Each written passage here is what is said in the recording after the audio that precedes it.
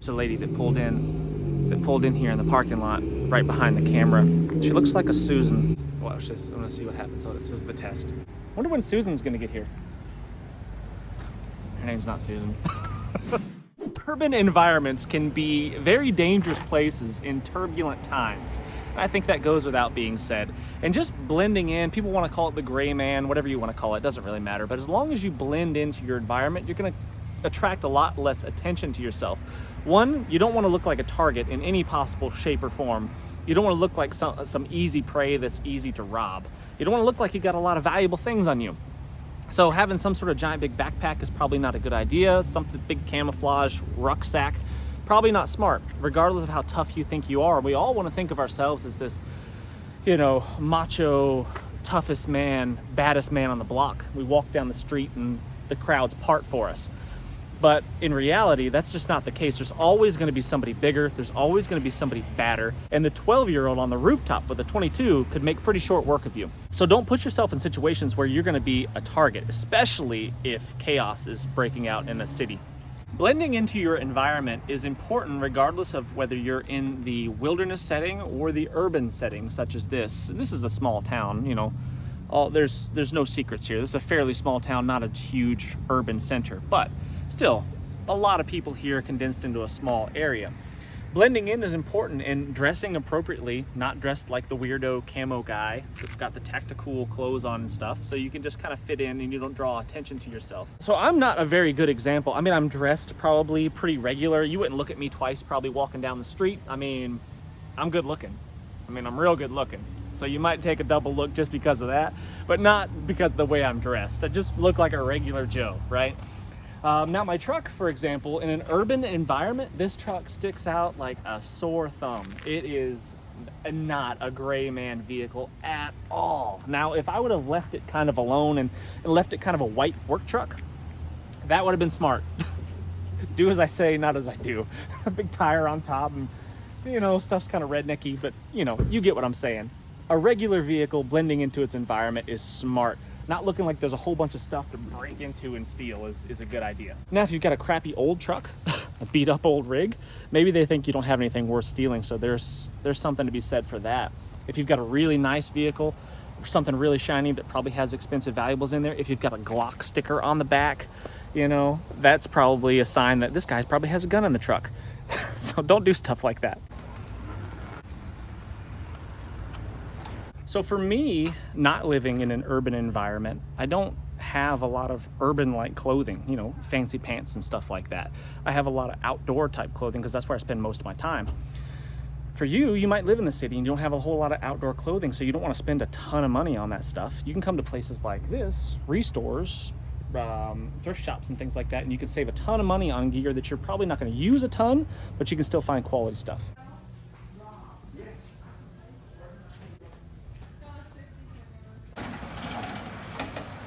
Tools to carry on you. You know, these are the things that I keep in my pockets just pretty much on a regular basis, but when I come to a more urban type setting, I don't change it up much, but I do lose a few things. Like I don't carry a big belt knife and stuff like that when I'm in an urban setting for obvious reasons, but I will carry a Leatherman. I would definitely use this on a regular basis, especially if I'm riding a bike and I need to do some small repairs or something like that. This could come in really, really handy. Flashlight, lighter, a little bit of cordage, just happens to be in my pocket, not necessarily always in there. My truck keys, a neck gaiter, really, really handy piece of kit. My wallet, very minimalist with some cards, a little bit of cash, that kind of stuff. I also carry something that does this on my belt quite a bit, and I've got my Wazoo cash belt on that has a full survival kit basically in it. Chances of you needing all these tools in an urban environment are fairly slim, is my guess.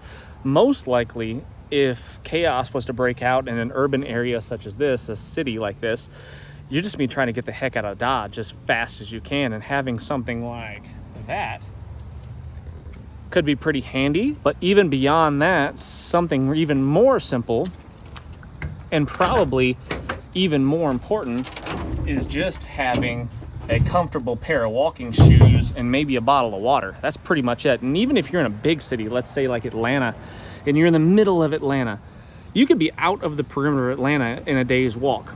if you just get to it and you got a comfortable pair of shoes and you can stay hydrated, maybe a snack or two. So you can avoid a lot of the conflicts and issues that you might have with people by just getting the heck out of Dodge. Now I keep an additional pack in my truck with additional supplies, first aid gear, that kind of stuff, so I can be a little bit more prepared when I'm traveling to a city. Let's say you're stuck in gridlock traffic, vehicles are broke down or whatever, you know, everybody's just stopped and you've got to be on foot or on a bike or something like that. Make sure you're fit enough to do it. Don't just assume that you can make that happen. A lot of people, most people, I would say, overestimate their physical abilities. Now, as far as bikes go, having a really fancy electric bike like this, maybe not the best idea because it might attract unwanted attention to you because they just want your bike. I don't know. I know for a fact, though, if you are limited on physical fitness and abilities, this thing is a game changer because you can cover some ground in a really short period of time. With that said, other bikes. So I see a lot of people in urban type areas riding the street bikes with the really, really skinny little tires. If you have to do any type of off-roading at all, even on a little bit of wet grass, it is very unlikely that you're going to keep shiny side up with a bike like that. So having something like more along the lines of a BMX bike, a mountain bike, or something like this is going to be much more practical.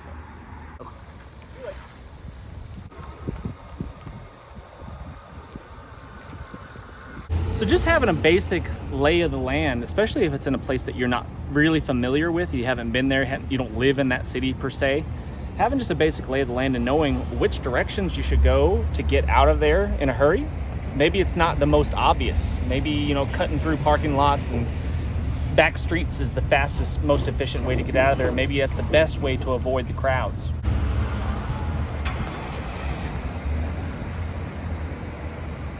I've definitely been in situations where a bicycle was way faster than driving cars, for sure. When there's gridlock traffic, man, a bike and road rules, road laws are, I would say, suggestions when you're on a bicycle. so you can usually zip through traffic pretty quick on a bike. We were talking about a survival scenario in a previous video. I was talking about it with JJ, and we talked about, you know, the EMP strikes and cars just shut down. Everything comes to a halt, and you got to get out of town in a hurry to escape all the madness, to stay ahead of the chaos curve. And you know, having something like this, man, if you had that in the back of your truck or whatever, in the trunk of your car, if it would fit, I guess, that would be a game changer, and you could get out of town really quick. Sometimes we think of those, you know, EMP events or the terrorist attack events as far-fetched, you know, but you just don't know.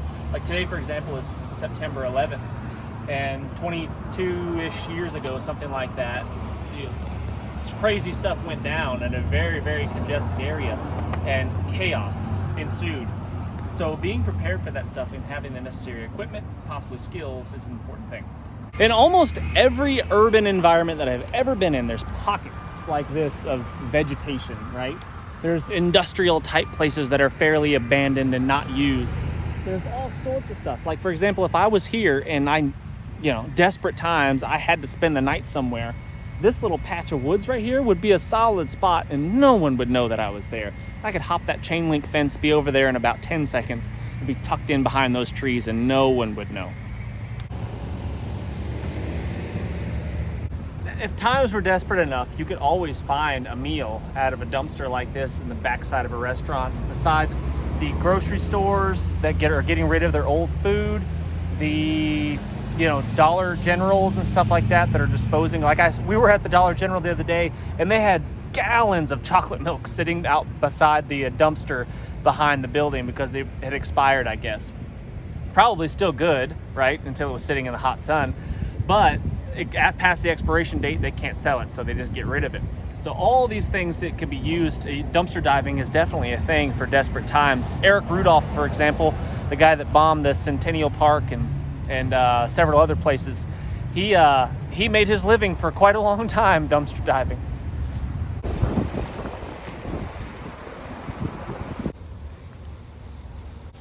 Water in an urban environment is a tough one. Like, we're right behind a gas station right now and next to a grocery store, and hardware stores, all this stuff. This is probably some of the most contaminated water that's around this area. Again, not a huge metropolis, but still, this is where a lot of your pollution is going to be in the water. So not only is there going to be, chemical contaminants, but there's also going to be bacteria and stuff in here from runoff from all sorts of different things. So you'd better have some really solid way to filter your water, purify that water in multiple different ways so you can have something to drink. Now, I've heard that if water flows over 7 rocks, it's safe to drink. I don't know if I'd trust that theory, because this water's probably flown over at least 7, if I had to guess, maybe 8. But I've also heard that if there's wildlife living in the water, such as fish, crustacean type animals, crawdads, frogs, because they're sensitive to the environment, sensitive to the chemicals and stuff that might be in the water, that it's probably safer to drink. And I guess that's probably true to some extent, but there's probably quite a few critters in this creek right here, but I still would not feel safe drinking out of this. And this is coming from somebody that drinks a lot of water that most people would frown upon.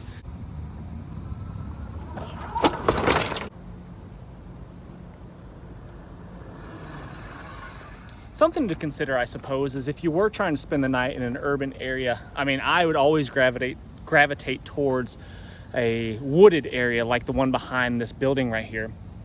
Something like this, it seems relatively secluded. There's nobody out here, there's no cars, but you're kind of caged in right there. There's really only one way out. So I wouldn't like something like that. Even though it is secluded and there's no one here, you only got one option, so I don't like that.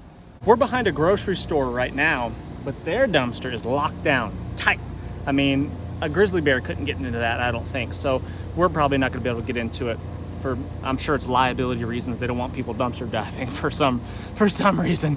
But I've definitely been to smaller type grocery stores where that was not the case, where you could easily get to the back of the building, open up the dumpster, and get what you need out of there. We're behind that same grocery store right now, and if I wanted to find a place to camp out, man, this would be ideal. There's nobody back here, tons of cover back here. I could tuck in those woods and stay there forever. I don't think anyone would ever know. And if it was an option to dumpster dive right here, man, that would be perfect. You'd have your grocery store right there in front of you. You'd have your home sweet home right there behind you, and there's a water source not far away either, as long as you had some way to purify it. So this is where they keep their used cooking oil in that drum right there. So if you should happen to have a diesel truck which runs on used vegetable oil, like somebody I know, might be a good resource when times get tough.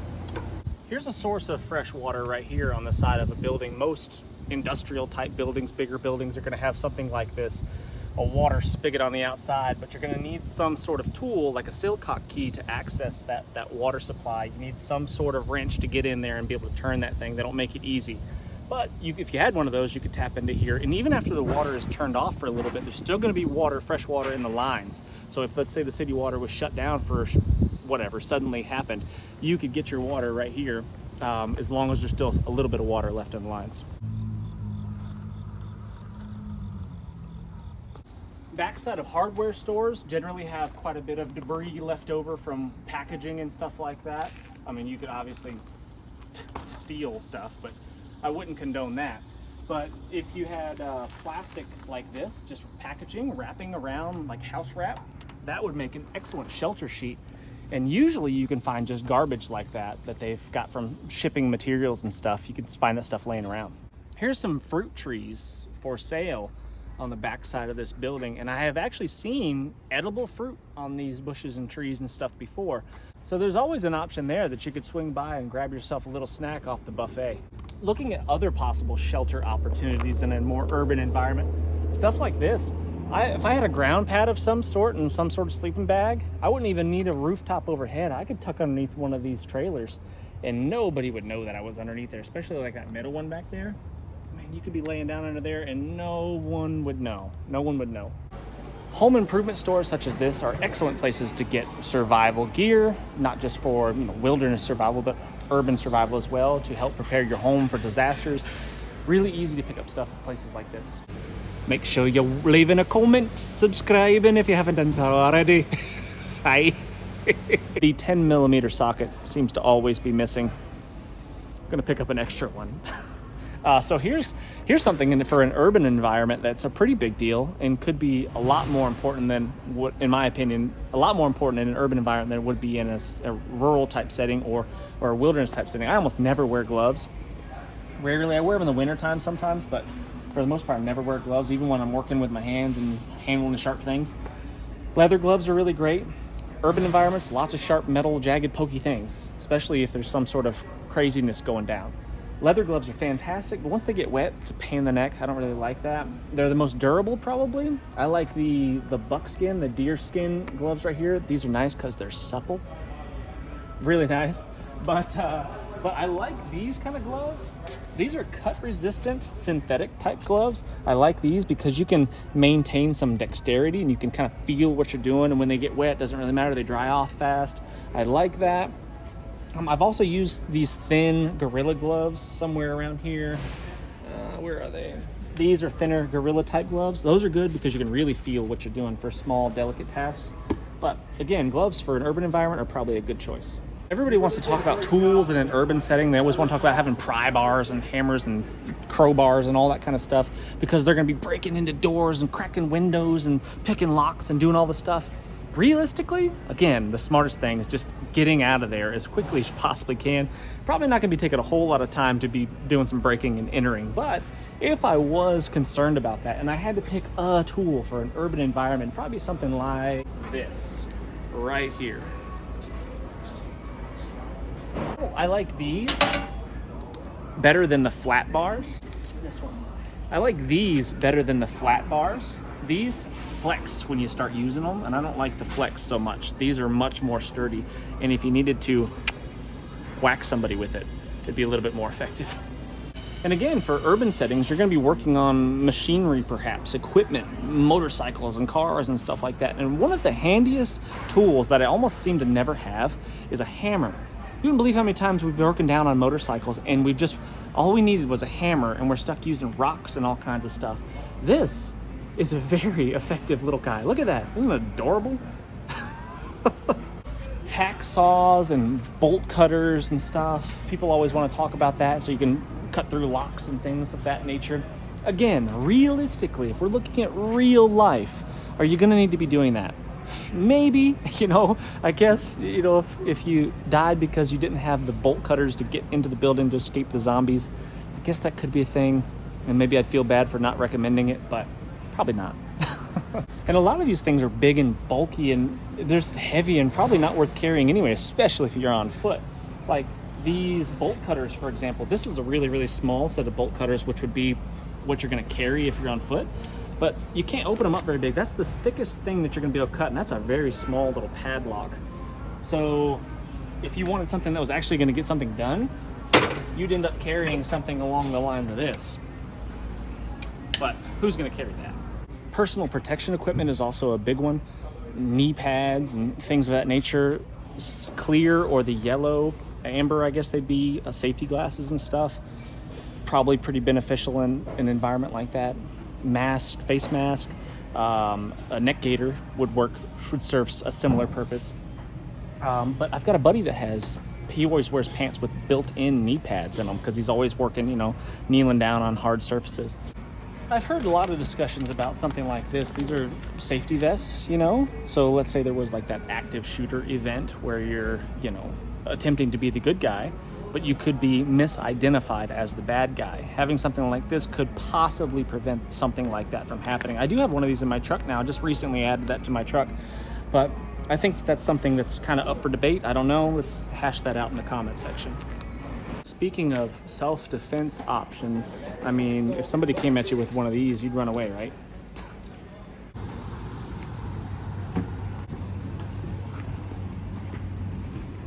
I wonder if they lock these at night. Fairly small town still, so it's not a huge urban metropolis. I would imagine things are a little bit different. Well, I don't imagine. They are a lot different in big cities. Like I was in Miami last year and was at the Home Depot in Miami, and they would definitely not leave something like this unlocked at night in that area. So So it's gonna vary depending on the town that you're in. But anyway, something like this would be sweet. Man, I tell you what, if I was a single guy, I would buy a small little patch of dirt somewhere and I'd park one of these babies on it and call it a day.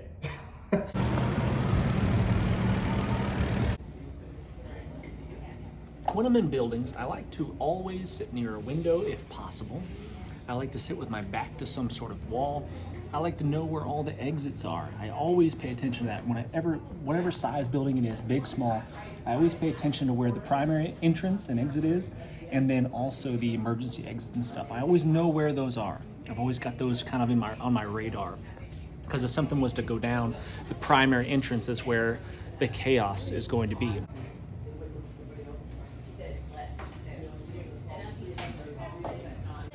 I'm drinking coffee, and my wife is trying to convince me to drink this water.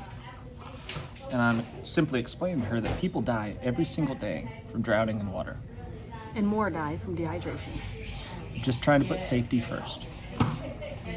Unfortunately, humans are the most dangerous animals on the planet, and when we're surrounded by large masses of them, we got to keep our heads on a swivel all the time, and we can't really just switch off because it's our responsibility as protectors of our friends and our family and our loved ones that we have to stay switched on. Unfortunately, while our loved ones are having a great time, we've got to stay switched on and pay attention to our surroundings. That's just the way it is. We can't be on our phones with our head down, oblivious to the world that's going on around us. We've got to stay focused. And that's just the way it is. I really do appreciate you guys watching. Make sure you hit that thumbs up, subscribe if you haven't done so already. Thanks for watching, friends. We'll see you on the next video.